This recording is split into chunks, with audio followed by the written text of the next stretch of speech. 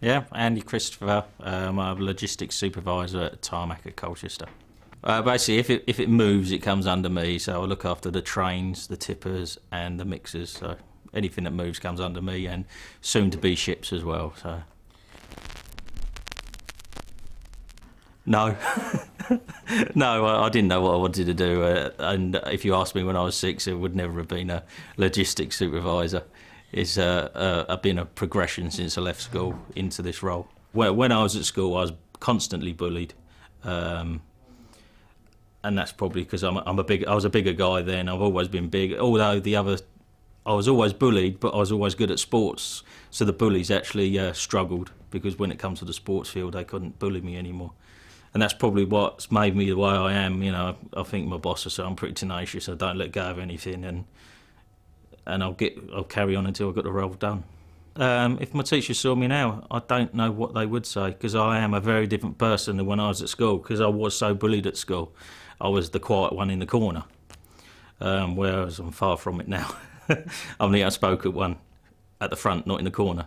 But you know, when I was bullied, it was a negative experience at the time. It made me quite self-centred, because I probably only had 1 or 2 friends at the time. So it made me not really trust anyone. That was one of the problems. And but when I met my future wife, you know, it made me trust someone. And I'll probably trust 2 people too much nowadays. But there's always a little bit on the back that you don't tell them everything. So yeah, at school I enjoyed most of the sports. Really, wasn't very good at exams, and at the time it was all exams.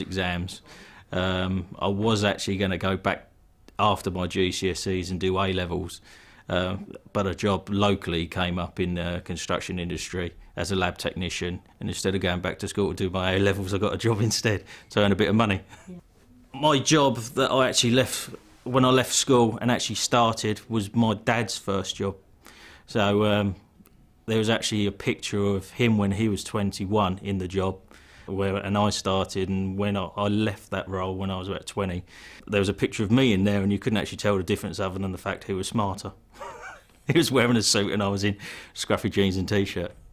So I followed that aspect, but then he went and stayed in the surfacing side, whereas I dabbled in the surfacing side, and then came back into the office and went into distribution, then logistics. And I was made redundant several times in my path, but every time I got made redundant, I managed to move on to something better.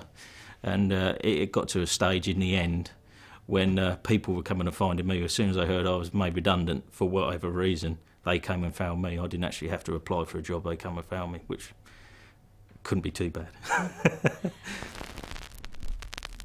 Yeah, when I became a father, that was massive. Yeah, that was really big. That's the thing I live to do nowadays. Obviously, work to get the money to be a good father. That's what I try and do. Yeah, the things I enjoy about being a father is just watching him grow. You know, I wasn't home last night, but when I go home tomorrow, he's probably doing something different already. 5 or 10 years' time, I'd love to be retired. But that's not going to happen.